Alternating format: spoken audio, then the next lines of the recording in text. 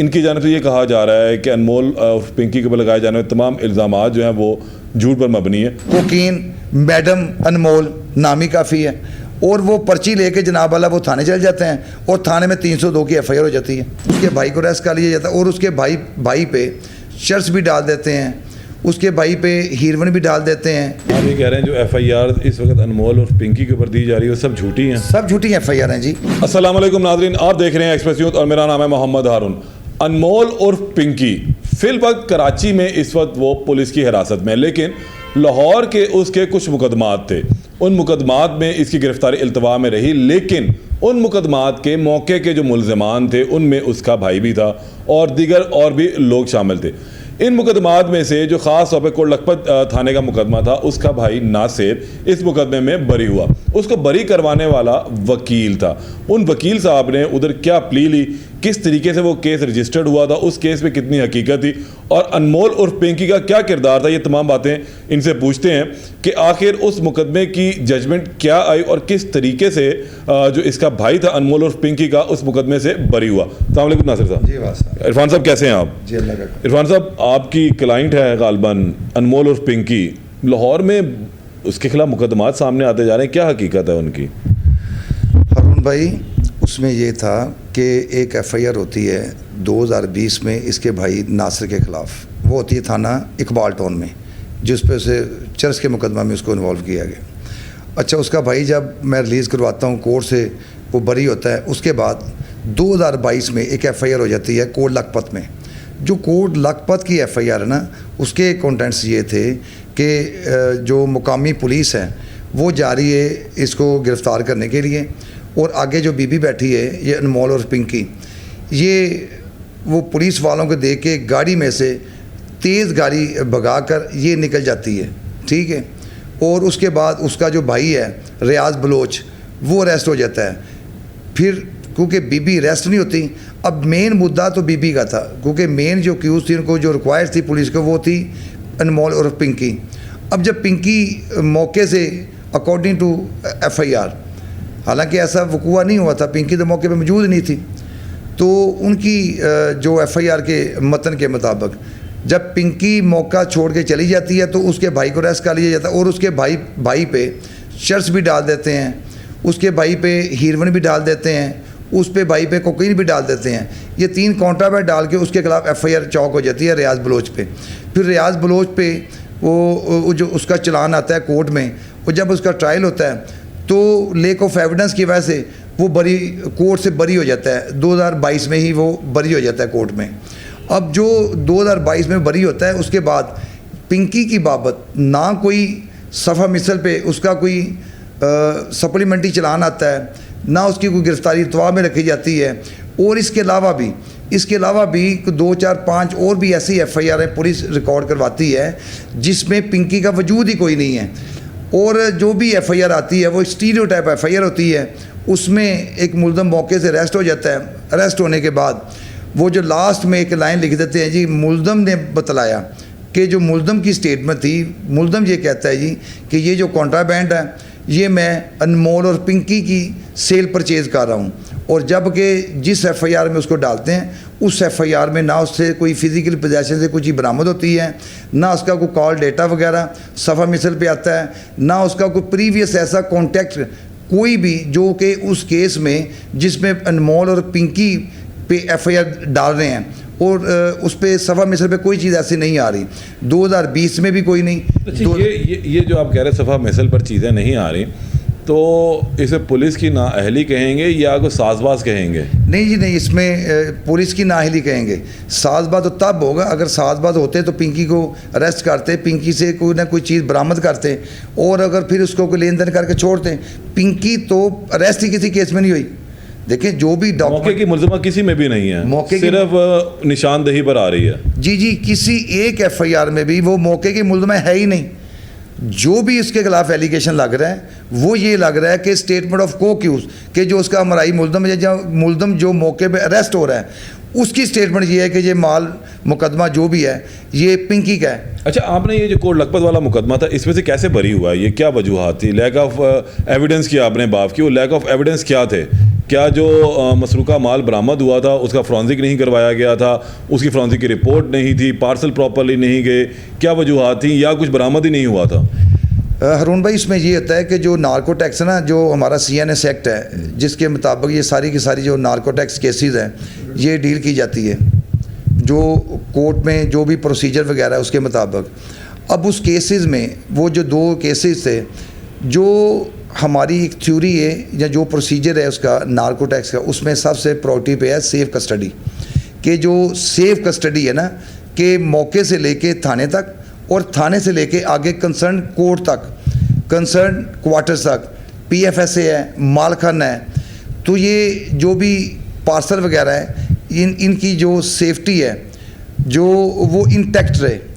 तो उस केसेस में जो सेफ कस्टडी थी वो ब्रेक हो जाती है। सपोज दैट इसमें जो कंप्लेनेंट होता है वो कंप्लेनेंट कहता है जी कि मैंने माल मुकदमा हवाले मुहर्रर किया है। जो मुहर्रर होता है वो कहता है माल मुकदमा मैंने तफ्तीशी से वसूल किया है।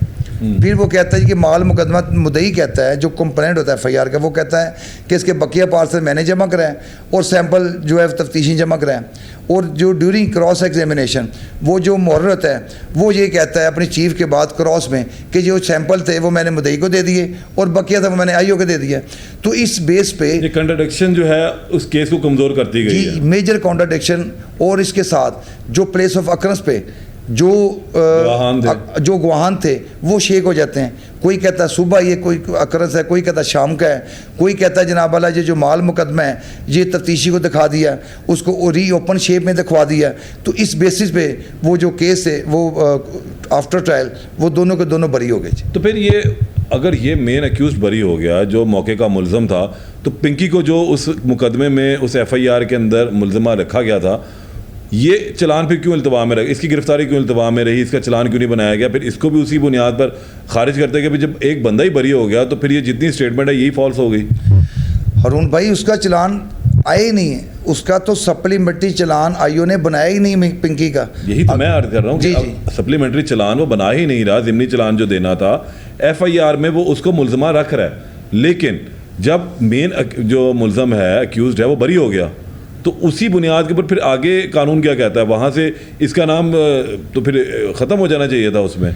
देखें उसमें अगर तो वो जो IO था उसका कुछ सप्लीमेंट्री चलान बना के कोर्ट में भेजता, प्रोसिक्यूशन में चलान आता, तो उसके बाद वो इंटरटेन होना था। अब इसमें नेग्लिजेंस ऑफ IO ये है कि IO ने उसका जो सप्लीमेंट्री चलान है वो भेजा ही नहीं, तो कोर्ट में चलान आया ही नहीं। और इसमें जो इसने भी परसू नहीं किया, लड़की भी है वरना क्लियर हो जाती। लड़की तो परसू तब करती अगर लड़की का कोई फॉल्ट होता या लड़की पे कोई एलिगेशन होता। भाई उसका तो चलान ही नहीं बना और ना वो मौके की मुलजमा थी। और जब भी मेरे भाई अरुण भाई, जब भी principal accused benefit of doubt पे बरी होगा तो जो उसके कंसर्न मुलजमान होते हैं ना, जो जिन पे हमराही मुलजम छोटे छोटे सहूलतकार हो गए, फैसिलिटेशन जिस पे होती है या जो भी अनदर अक्यूज होगा, तो उसको तो वो बेनिफिट ऑफ अक्यूज बेस पे वो तो ऑलरेडी वैसे ही बरी हो जाएगी। यही मैं भी कहना चाह रहा हूँ, जो वही बात पूछ रहा हूँ कि देखिए मेन मुलजम उसका भाई था, वो बरी हो गया, लैक ऑफ एविडेंस के ऊपर हो गया, व्हाटएवर जैसे भी वो हुआ। अब उसी के बुनियाद थी कि जो नीचे पिंकी से ली या पिंकी इसकी हेल्प आउट कर रही थी।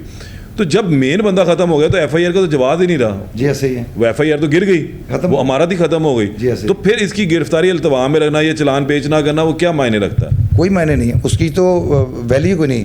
इन जो इस पे एलिगेशन है ना, उसकी तो जो हमारी कानूनी नज़र होती है उसमें तो मोस्टली जो प्रोसिक्यूशन होती है वो तो इन मैटर्स में तो उसका चलान फॉरवर्ड ही नहीं करते। तो इसका चलान तो फॉरवर्ड बना ही नहीं, तो फॉरवर्ड कैसे होना? इसका चलान तो बना ही नहीं। अच्छा, आप समझते हैं कि ये जो इतने इल्ज़ामात इस पे लग रहे हैं, आपकी वो क्लाइंट है, ये हकीकत पे मबनी है या बस हवाई बातें हैं? देखिए अरुण भाई, ये तो देखा जाएगा जब इसका ट्रायल कोर्ट में आएगा, ठीक है। जब ट्रायल कोर्ट में इसकी जो भी जो कंसर्न डिपार्टमेंट है, SIU है या सिंध पुलिस है, उन्होंने जो उस पर FIRs वगैरह जो एलिगेशन लगाए हैं, जब ये चलान कोर्ट में आएगा तो इसकी जो भी वैलिडिटी है वो देखी जाएगी। अब देखें अरुण भाई, इसमें जो SIU की बदकिस्मती है वो क्या है? अब इसमें एक फर्स्ट FIR होती है भाई,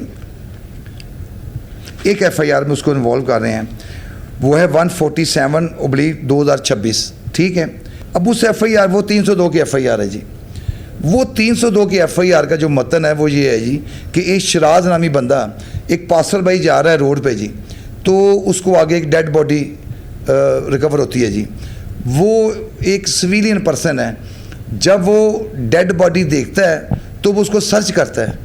अब देखें, अगर एक पासर भाई जा रहा है तो होना तो यही चाहिए था कि वो जैसे हमारे 1122 है लाहौर में, वो कंसर्न जो भी उनका डिपार्टमेंट है, जो भी है, वो उसको फ़ोन करता है कि एक डेड बॉडी पड़ी है जी, आकर उसको देखें, उसकी सर्च करें, या कंसर्न जो पुलिस स्टेशन है उसको इन्फॉर्म करें। अब वो जो शराज साहब हैं वो एक डेड बॉडी को खुद ही सर्च कर रहे हैं, तलाशी ले रहे हैं, और तलाशी लेने के बाद उसके अंदर से उसको एक रिसीप्ट मिलती है जी।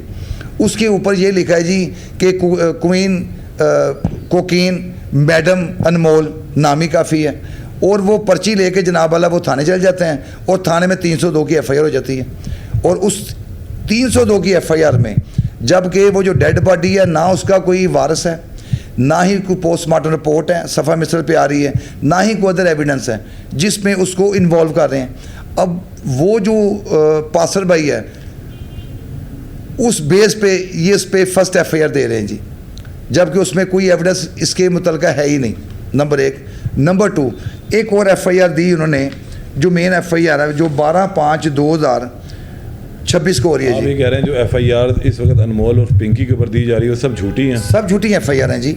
उसमें जो प्रोसीजर है, जो प्रोसीजर है, जो कानूनी प्रोसीजर है, वो तो अडॉप्ट कोई नहीं कर रहे हैं। अब देखें the thing which is very much astonishing, एक FIR हो रही है कराची में गार्डन टाउन थाने में, जिसमें इसकी अरेस्ट शो कर रहे हैं।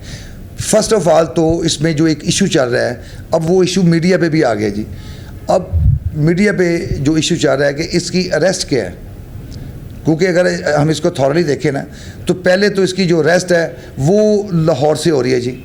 उसमें जो भी हसासदारों ने पकड़ा या कंसर्न जिसने भी पकड़ा उसको, उसकी अरेस्ट लाहौर से 2 मई की शो हो रही है जी। अब अगर उन्होंने उसको लाहौर से गिरफ़्तार किया तो होना तो यही चाहिए था कि वो लाहौर में किसी कंसर्न डिपार्टमेंट से, जिस तरह CCTV वगैरह बैठी इधर, राहदारी रिमांड लेते, उसको अरेस्ट शो करते, अरेस्ट शो करने के बाद मुतलका थाने को इन्फॉर्म करते कि हमें ये 100 एंड 100 केसेस में रिक्वायर है। ऐसा कोई इशू वो जो भी प्रोसीजर वो अडॉप्ट करके नहीं गए। उन्होंने 2 को पकड़ा, पकड़ने के बाद उसकी तकरीबन 7-8 दिन बाद उसकी वो गिरफ़्तारी शो कर रहे हैं। इस दौरान वो जो हमने भी पिटीशन वगैरह फाइल करने की कोशिश की लेकिन वो ना हो सकी। अब जब उसकी गिरफ़्तारी शो कर रहे हैं उधर, और जिस मुकदमे में उसकी गिरफ़्तारी शो कर रहे हैं जी, उस मुकदमे के जो कंटेंट्स हैं वो ये हैं जी कि जो उसमें IO था रेडिंग पार्टी, उसको एक स्पाई इंफॉर्मेशन मिलती है जी कि अनमोल नामी एक बीबी है जी, वो फ़लाँ जगह पे एक फ्लैट पे अपनी तैयारी कर रही है जी। अब उसमें जो कंसर्न रेड होती है वो उसमें अंदर दाखिल होती है, तो अंदर सिंगल वन एक लेडी, ये जो अनमोल है, वो उसको उनको मिलती है जी। अब जब अनमोल मिलती है तो वो कोई रजिस्ट भी नहीं करती आगे से, कोई उसका कोई मुलाजम कोई नहीं, कोई उसके साथ करिंदा कोई नहीं, वो सिंगल वन बैठी है। और जो जिस अब भाई रूम भाई ये देखिए, तो आप ट्रायल की बातें कर रहे हैं, जो आप उड़ाना है जो आपने। नहीं, मैं एक और चीज़ आपको बताता हूँ। अब जो चीज़ चल रही है कि ये इसके पास 75 करोड़ रुपए की लेबॉर्ट्री है जी। हारून भाई लाहौर में गिरफ्तारी हो रही है, उधर भी इसका जो 2 कमरों का फ्लैट है जी, उसमें भी वो लेबॉर्ट्री वो तलाश नहीं कर सके। जिस जगह प्लेस ऑफ अकरेंस पे इसको अरेस्ट कर रहे हैं, उसके अंदर एक देसी लेबॉर्ट्री वो क्या उनको मिली, एक थाल मिला जी। उसके ऊपर बैठी 7 चमचियाँ थी उसके पास, कुछ जार थे जी, और वो उसमें बैठी जनाब वाला वो कैप्सूल वगैरह उसको वो भर रही है जी। और जनाब वाला ये इसके बाद जो लेबॉर्ट्री है, ये उसके बाद लेबॉर्ट्री 75 करोड़ रुपए की जी। अब वो जो जिस बीबी वो जो एक अनदर लेडी है जी, उसका वेरी नेक्स्ट डे एक स्टेटमेंट आ जाता है जी कि जनाब ये फ्लैट तो मैं इस पे किराएदार हूँ, मैं इस पे रह रही हूँ, और मैं अनमोल और पिंकी तक को जानती नहीं हूँ। इन शॉर्ट आप ये कह रहे हैं कि जो कुछ इस टाइम उसके खिलाफ हो रहा है वो सब झूठ पर मबनी है? जी भाई, फिलहाल जो चीज़ नज़र आ रही है वो तो एक भी चीज़ उसके खिलाफ नहीं जा रही। अब वो जो उसको अनमोल को केस की बजाय उसको जो सियासी रंग दे रहे हैं वो गॉड नोज़ वेल, वो तो बाद में पता लगेगा कि क्यों उसको किस केस में इन्वॉल्व कर रहे हैं। बहुत शुक्रिया। इरफान साहब मेरे साथ मौजूद थे और असल मामला ये है कि इरफान साहब ने लाहौर के केस में इनके भाई नासिर को बरी करवाया, दीगर केसेस में बतौर वकील ये पेश होते रहे। और अब इनसे हमने जो चीज़ पूछनी थी वो यही थी कि आखिर नासिर किस तरीके से बरी हुआ, और उन्होंने फिर वजह बताई कि लैक ऑफ एविडेंस, यानी कि सबूतों की कमी उसको बरी करने में मेन साबित हुई है। बहरहाल अब इनकी जानिब से ये कहा जा रहा है कि अनमोल और पिंकी के ऊपर लगाए जाने वाले तमाम इल्ज़ामात जो हैं वो झूठ पर मबनी है, हक़ाइक़ पर मबनी कोई चीज़ नहीं है। आने वाले दिनों में जब ट्रायल शुरू होगा तो फिर दूध का दूध और पानी का पानी हो जाएगा। देखते हैं ट्रायल कब शुरू होता है और कब उसको लाहौर लाया जाता है, लाहौर के उन 5 मुकदमों में जिसमें इसकी गिरफ्तारी इल्तवा में थी या फिर ये इश्तिहारी है। जैसी को हकीकत सामने आएगी दोबारा आपको मुलाकात होगी, आगाह करेंगे। तब तक के लिए इजाज़त दें। अल्लाह निगहबान।